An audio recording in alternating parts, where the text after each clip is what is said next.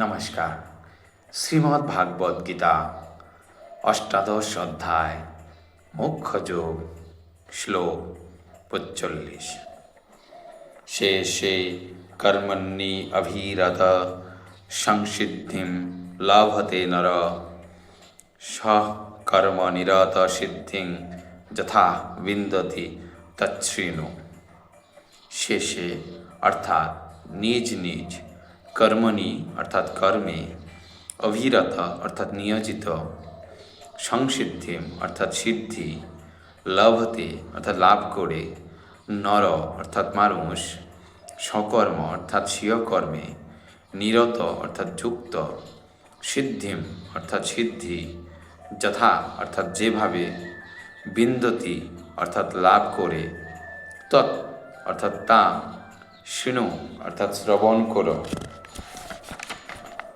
অনুবাদ: নিজ নিজ কর্মে নিয়োজিত মানুষ সিদ্ধি লাভ করে থাকে।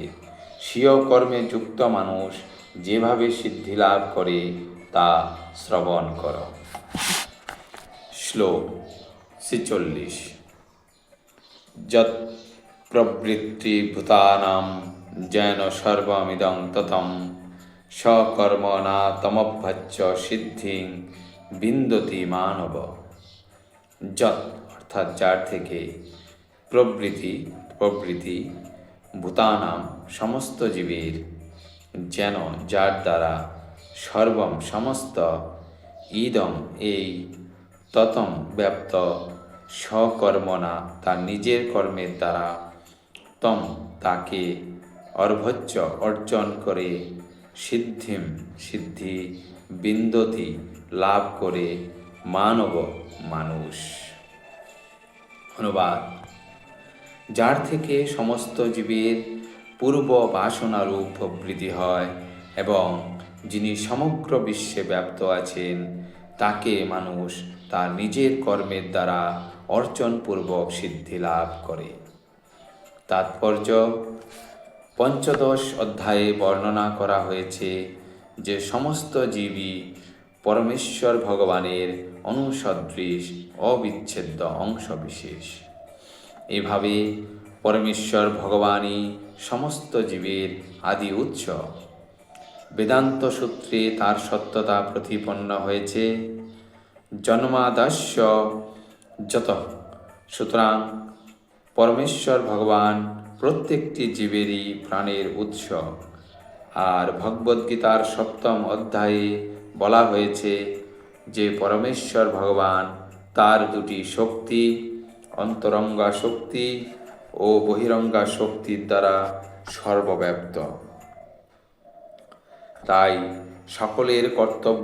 সকলেরই কর্তব্য পরমেশ্বর ভগবানকে তার শক্তি সহ আরাধনা করা।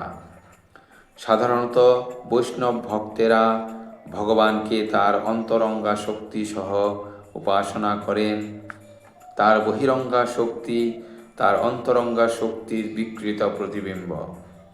বহিরঙ্গা শক্তিটি পটভূমি, কিন্তু পরমেশ্বর ভগবান পরমাত্মা রূপে নিজেকে বিস্তার করে সর্বত্র বিরাজমান।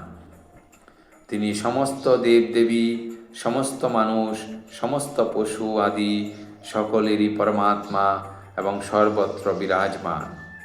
তাই সকলেরই জানা উচিত যে পরমেশ্বর ভগবানের অবিচ্ছেদ্য অংশরূপে তাদের সকলেরই কর্তব্য ভগবানের সেবা করা।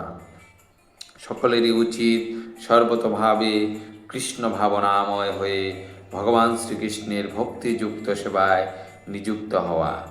এই শ্লোকে সেই নির্দেশই দেওয়া হয়েছে।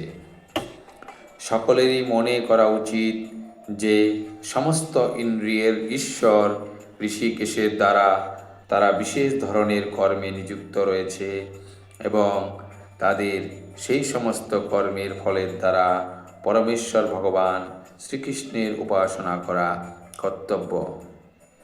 কেউ যদি সর্বদাই পূর্ণরূপে কৃষ্ণ ভাবনাময় হয়ে এভাবে চিন্তা করেন, তাহলে ভগবানের কৃপার ফলে তিনি অচিরেই পূর্ণ জ্ঞান লাভ করবেন। সেটি জীবনের সিদ্ধি। ভগবদ্গীতায় ভগবান বলেছেন, তেষামহং সমুদ্ধতা।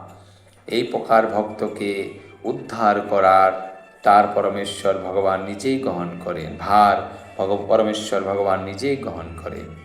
সেটি জীবনের পরম সিদ্ধি। যে কোনো কর্মেই নিযুক্ত থাকুন না কেন, যদি তিনি পরমেশ্বর ভগবানের সেবা করেন তাহলে তিনি পরম সিদ্ধি লাভ করতে পারবেন। ধন্যবাদ।